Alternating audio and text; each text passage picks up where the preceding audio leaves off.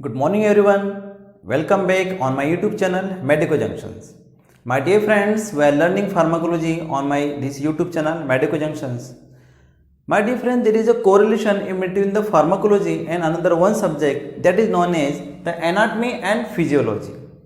Pharmacology means study of the drug या फिर हम बोल सकते हैं ड्रग का जो एक्शन हमारी बॉडी पर कैसा होता है इसकी हम स्टडी करते हैं, क्या उसका इफेक्ट होते हैं, क्या उसके साइड इफेक्ट होते हैं, इसकी स्टडी कर रहे हैं हम लोग फार्माकोलॉजी के सब्जेक्ट के साथ में। ठीक है, फार्माकोलॉजी का एक ऐसा सब्जेक्ट है, उसको पढ़ने के लिए, उसको समझने के लिए, ड्रग्स के एक्शन को समझने के लिए हमें एक सब्जेक्ट पढ़ने के लिए बहुत ज़्यादा रिक्वायरमेंट होती है और हम उसको बोलते हैं एनाटमी एंड फिजियोलॉजी या फिर बोल सकते हैं ह्यूमन एनाटमी एंड फिजियोलॉजी।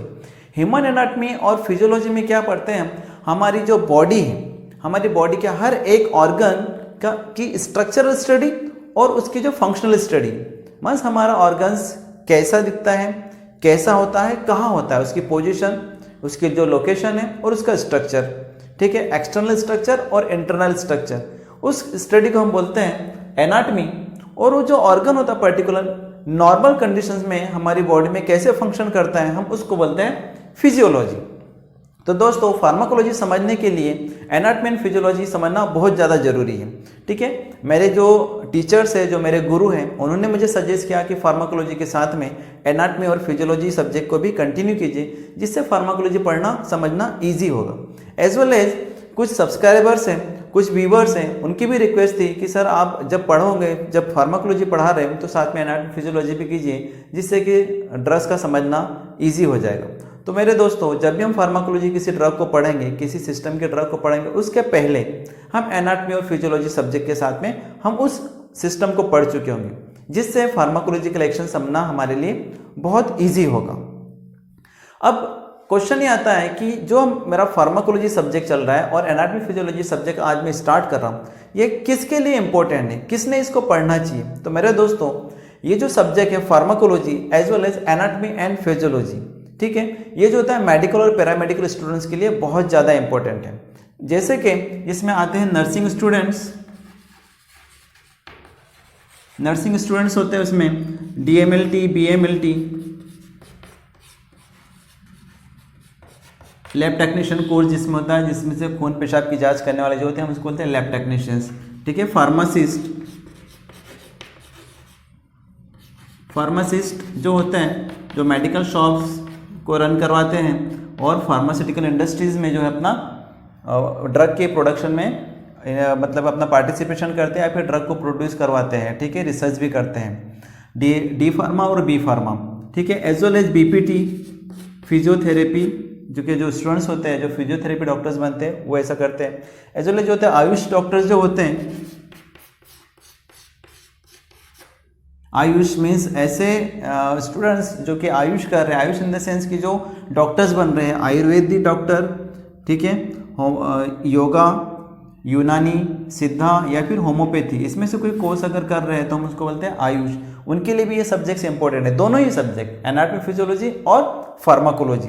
ठीक है, इवन ऐसे स्टूडेंट्स जो कि MBBS कर रहे हैं, उनके लिए भी दोनों ही सब्जेक्ट्स इंपॉर्टेंट हैं। तो ये कुछ मेजर्स ऐसे कोर्सेस हैं जिसमें जो स्टूडेंट्स पढ़ रहे हैं या फिर जो पढ़ चुके हैं, फिर से अगर रिवाइज करना चाहते हैं तो उनको मेरा चैनल डेफिनेटली देखना चाहिए, यहाँ से उनको कुछ ना कुछ नॉलेज जरूर मिलेगा। इसके साथ में मेरे दोस्तों, ऐसे स्टूडेंट्स जो 11th एंड 12th में अपीयरिंग हो रहे हैं, ठीक है, या फिर जो कि नीट की प्रिपरेशन कर रहे हैं, मेडिकल एंट्रेंस टेस्ट की जो प्रिपरेशन करते हैं, उसमें भी इनको एनाटमी एंड फिजियोलॉजी इंपॉर्टेंट होता है। तो 11th 12th going students, NEET की प्रिपरेशन करने वाले स्टूडेंट्स और जो कुछ बेसिक कोर्सेज हैं, इन स्टूडेंट्स के लिए ये जो मेरा चैनल है मोस्ट यूजफुल है। इसके अलावा मेरे दोस्तों, मैं आपको बताऊं, मेडिकल रिप्रेजेंटेटिव का काम करते हैं, जिसको हम बोलते हैं MR, medical representative. Pharmaceutical industries में जो उनकी जॉब होती है और जो फार्मास्यूटिकल जो ब्रांड्स होते हैं उनको ये प्रमोट करते हैं, डॉक्टर्स के पास में आके प्रमोट करते हैं। उसमें भी उनको जो है तो एनाटमी फिजियोलॉजी और फार्माकोलॉजी दोनों ही सब्जेक्ट्स का नॉलेज होना कंपलसरी होता है, तभी वो कम्युनिकेशन करके डॉक्टर्स को कन्विंस करके जो होता है अपने जो ब्रांड्स होते हैं, जो ड्रग्स होते हैं, उसको सेल करते हैं। तो MRs के लिए भी ये बहुत इंपॉर्टेंट होते हैं। इवन कुछ ऐसे प्रोप्राइटर्स होते हैं जो मेडिकल शॉप्स को रन करते हैं किसी फार्मासिस्ट को अपॉइंट करके। तो उनको भी अगर नॉलेज गेन करना हो तो ये जो मेरा चैनल है यूज़फुल है। एनाटॉमी फिजियोलॉजी एंड फार्माकोलॉजी की दोनों का उसमें नॉलेज मिलेगा। और मेरे दोस्त मैं ऐसा बोलता हूँ क्योंकि ये बॉडी तो अपनी है, डिजीज इसमें होती है, अपनी बॉडी में होती है, इलाज भी इसी का होता है। तो ऐसे लोग जो चाहे इन कोर्सेज से बिलोंग ना करते हो, मेडिकल लाइन से ना हो, लेकिन अपनी बॉडी को समझने में जो इंटरेस्टेड है उनको भी, उनके लिए भी ये चैनल मोस्ट इंपॉर्टेंट है। तो मेरे दोस्तों आज से अपन स्टार्ट करते हैं एनाटॉमी एंड फिजियोलॉजी। साइमल्टेनियसली इसके साथ में जो हमारा दूसरा सब्जेक्ट है फार्माकोलॉजी वो भी कंटिन्यू रहेगा। अब दोस्तों हम देखते हैं कि जो एनाटॉमी एंड फिजियोलॉजी है, हमारी जो पूरी की पूरी बॉडी हो उसमें डिफरेंट काइंड ऑफ कंपार्टमेंट्स हैं, अलग अलग टाइप के कंपार्टमेंट्स ये मिलकर बनी है। जैसा कि हमारा जो देश है वो पूरा के पूरा देश बहुत सारी अलग अलग स्टेट से मिलकर बना है, वैसे जो हमारी बॉडी है अलग अलग कंपार्टमेंट मीन्स अलग अलग सिस्टम से मिलकर बनी है। ठीक है, अब ये जो सिस्टम्स है ये एकदम से तो नहीं बना होता है, बहुत सारी हमारी बॉडी की जो बेसिक यूनिट है हम उसको बोलते हैं सेल। हमारी जो मेन बॉडी की जो फंक्शन होते हैं, ड्रग जो हमारा एक्शन देती है वो किसी एक सेल पे जाकर देती है। ठीक है, सेल्स को स्टिमुलेट करेगी, टिश्यू लेवल पे करती है। ठीक है, जे फॉर एग्जांपल जैसी जो बिल्डिंग बनी है, इस बिल्डिंग की जो स्ट्रक्चर और फंक्शनलिटी अगर हम बोल सकते हैं कि जिससे पूरी बिल्डिंग का स्ट्रक्चर डेवलप हुआ है तो ब्रिक्स के से डेवलप हुआ है, मीन्स जो ईंटों से ये मिलकर बनी है पूरी पूरी बिल्डिंग। वैसे वैसे जो हमारी पूरी बॉडी है ये सेल से मिलकर बनी हुई होती है। जब एक से ज़्यादा कुछ सेल्स होती है जिनको जो कि स्ट्रक्चरली, फंक्शनली और ओरिजिनली, इन द सेंस कि जिनका ओरिजिन जहाँ से वो डेवलप हुई है, उनका फंक्शन और उनका स्ट्रक्चर अगर सेम है और जब वो एक साथ मिलकर किसी फंक्शन को परफॉर्म करते हैं तो इस सेल्स के कलेक्शन को हम बोलते हैं टिश्यू। इसको बोला जाता है टिश्यू। ठीक है, जब बहुत सारी सेल्स जिनका स्ट्रक्चर, फंक्शन और ओरिजिन सेम हो और सब मिलकर एक साथ मिलकर अपना फंक्शन परफॉर्म करती है तो इन कलेक्शन ऑफ सेल्स को हम बोलते हैं टिश्यू। अब बहुत सारी जो सेल टिश्यू होते हैं इनके कलेक्शन से मिलकर जो बना होता है हम इसको बोलते हैं ऑर्गन। एक्चुअली ये जो टिश्यू है ये टिश्यू भी 4 टाइप के टिश्यू होते हैं। ठीक है, जो टिश्यू जो क्या होते हैं 4 टाइप के टिश्यू होते हैं, लाइक एपिथेलियल टिश्यू, एक एपिथेलियल टिश्यू होता है, कनेक्टिव टिश्यू,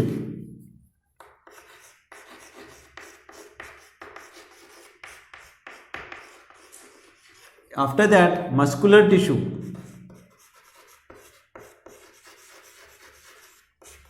जिससे मसल्स मिलकर बनी होती है, and 4th one is nervous tissue,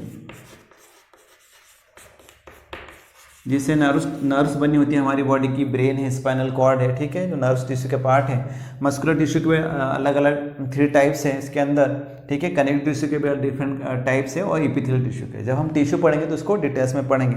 then है ऑर्गन्स, बहुत सारे डिफरेंट काइंड ऑफ टिश्यू से मिलकर बना होता है ऑर्गन्स। अब ऑर्गन क्या है, हमारी बॉडी में बहुत सारे ऑर्गन्स, जैसे कुछ वाइटल ऑर्गन्स हैं लाइक लंग्स।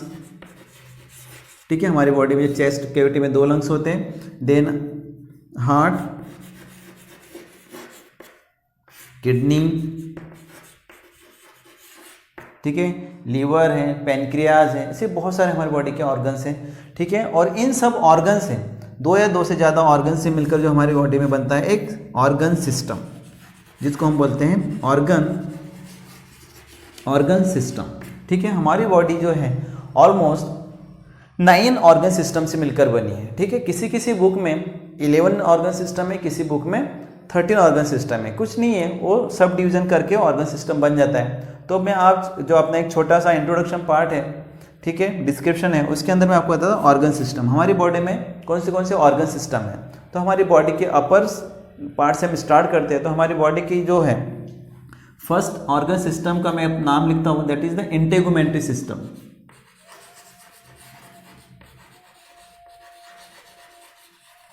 Integumentary system. अब ये इंटेगुमेंट्री सिस्टम क्या है, हमारी बॉडी का जो सबसे सुपरफिशियल आउटर पार्ट है, दैट इज द स्किन। ठीक है, हमारी जो स्किन है, जिसको चमड़ी बोलते हैं हिंदी में हम लोग, ठीक है, उसकी जो स्टडी होती है, स्किन की जो स्टडी जिस सिस्टम में इंक्लूड है, जिसको हम बोलते हैं इंटेगुमेंट्री सिस्टम। ठीक है, आफ्टर दैट हम देखते हैं कि ऊपर से जब स्टार्ट करें तो हमारी बॉडी के अंदर ऊपर क्या है, ये स्कल है, मतलब बोन्स है। ठीक है, और क्या है, मसल्स है। तो नेक्स्ट सिस्टम हम लिखते हैं यहाँ पर मस्कुलोस्केलेटल सिस्टम।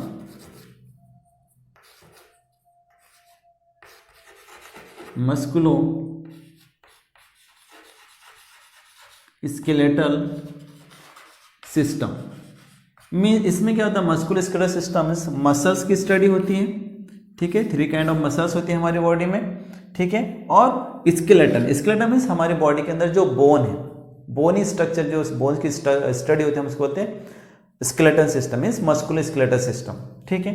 नेक्स्ट जो है हमारी बॉडी की जो ये स्कल है, ठीक है, जो बोन स्ट्रक्चर, उसके अंदर क्या है, ब्रेन रखा है, ब्रेन है, ठीक है। तो नेक्स्ट हमारे बॉडी का ऑर्गन जो है, सिस्टम जो है वो कौन सा है, नर्वस सिस्टम, नर्वस सिस्टम। इसमें जो होता है, तो हमारा जो नर्वस सिस्टम में हमारे ब्रेन, स्पाइनल कॉर्ड और जो हमारी बॉडी के अंदर बहुत सारी नर्व्स हैं उसकी स्टडी होती है, जिससे हमें सेंसेशन फील्स होता है, ठीक है। अब हम देखते हैं फोर्थ वाला। हम जब ऊपर से स्टार्ट आ रहे, एक्चुअली याद रखने के लिए मैं आपको बता रहा हूँ कि हमारे ऑर्गन सिस्टम्स के नाम कैसे याद रख सकते हैं, ऊपर से ले रहा हूँ। तो आने के बाद हमारा नोज आता है, नोज में क्या होता है, रेस्पिरेशन, मीन्स एक्चुअली हम बोल सकते हैं इसको breathing. Breathing means exchange of gases in between the lungs and atmosphere. तो इसमें क्या, जो ऑर्गन सिस्टम का नाम है उसका नाम क्या है, रेस्पिरेटरी सिस्टम,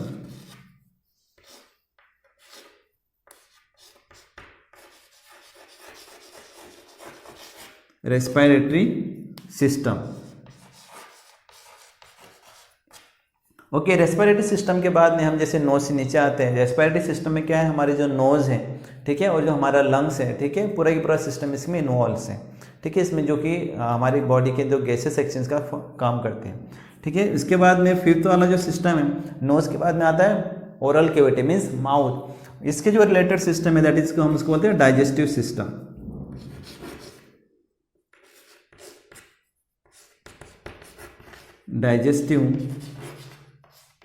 डाइजेस्टिव सिस्टम, ठीक है। जो हम खाना खाते हैं, ठीक है, उसका डाइजेशन होता है, ठीक है, एब्जॉर्प्शन होगा, ठीक है, एसिमिलेशन होगा, और हमारी बॉडी से डिफिकेशन के थ्रू बॉडी से वेस्ट मटेरियल बाहर हो जाता है, ठीक है। इसके अंदर जो होता है हमारी ओरल कैविटी है, ठीक है, ये इन्वॉल्व है, ठीक है।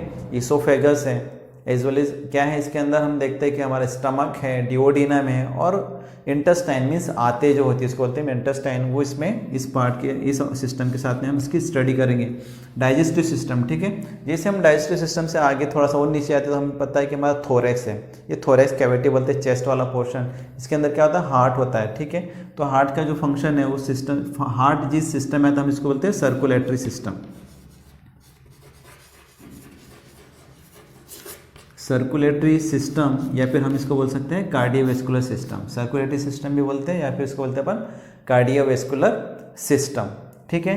इसके बाद में अपन देखते हैं नंबर 7 पे जो सिस्टम है, ठीक है, उसके अंदर हम जैसे हमारी हार्ट, चेस्ट कैविटी हम जैसे आते हैं तो हम इसको बोलते हैं एब्डोमिनल कैविटी, जिसके अंदर क्या है, स्टमक भी है, एज वेल एज क्या है हमारे इंटेस्टाइन भी, जो किसमें इन्वॉल्व थी, डाइजेस्टिव सिस्टम में। उसके बाद हम देखते हैं कि इधर क्या होती है, हमारी किडनी होती है। तो किडनी के में जो किडनी जिस सिस्टम में आती है उसको हम क्या बोलते हैं, यूरिनरी सिस्टम, यूरिनरी सिस्टम, जहाँ पे यूरिन का फॉर्मेशन होता है किडनी में, ठीक है, और ब्लैडर से होते हुए यूरेथ्रा से क्या होता है, वो एक्सक्रेट आउट हो जाता है, मीन्स बॉडी से एलिमिनेट हो जाता है। तो 7 नाम का सिस्टम था।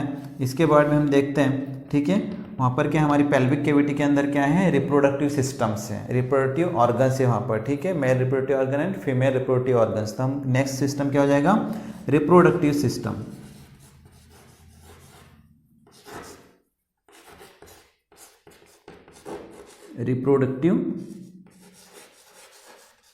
रिप्रोडक्टिव सिस्टम, ठीक है। इसमें हम रिप्रोडक्टिव सिस्टम में स्टडी करते हैं रिप्रोडक्टिव ऑर्गन्स की। उसके बाद में 9th पे अपन देखते हैं, 9 पर हमारे पास में जो सिस्टम बच जाता है तो हम इसमें देखते हैं कि एंडोक्राइन सिस्टम बोलते हैं, हम इसको क्या बोलते हैं, एंडोक्राइन सिस्टम, जिसके अंदर ग्लैंड्स इन्वॉल्व होती है, एंडोक्राइन सिस्टम। इसके अंदर ग्लैंड्स है हमारी body, endocrine glands specially, actually जो हमारे एंडोक्राइन ग्लैंड्स हम उसको बोलते हैं जो सिक्रेशन करने के बाद में उसका सिंथेसिस होने के बाद में जो हार्मोन्स को क्या कहते हैं डायरेक्टली सिक्रेट करती है ब्लड स्ट्रीम में, ठीक है। तो हम इसको बोलते हैं एंडोक्राइन सिस्टम, ठीक है। इसमें बहुत सारी ग्लैंड्स इन्वॉल्व है, ठीक है। फॉर एग्जांपल हमारी पिट्यूटरी ग्लैंड्स है, थायराइड ग्लैंड है, एड्रिनल ग्लैंड्स है, ठीक है। तो ये क्या है, एंडोक्राइन ग्लैंड्स की स्टडीज में होती है, ठीक है। तो ये जो मेजर है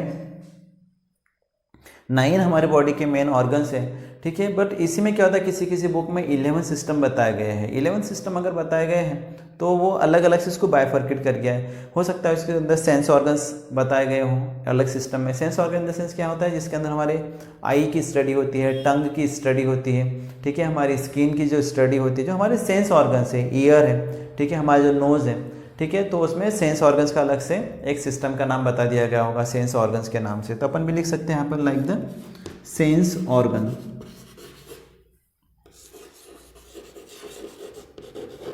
सेंस ऑर्गन्स, ठीक है, सेंस ऑर्गन्स होते हैं। अब किसी किसी में किसी बुक में क्या होता है कि स्केलेटल सिस्टम अलग से बताया होता है, मस्कुलर सिस्टम अलग से बताया होता है, तो उसमें नंबर ऑफ सिस्टम्स के नाम बढ़ जाते हैं, ठीक है। किसी किसी में ऐसा होता है कि हिपेटो पैंक्रेटिक सिस्टम अलग ही बता दिया जाता है, जिसके अंदर लीवर और पैंक्रियास की स्टडी होती है।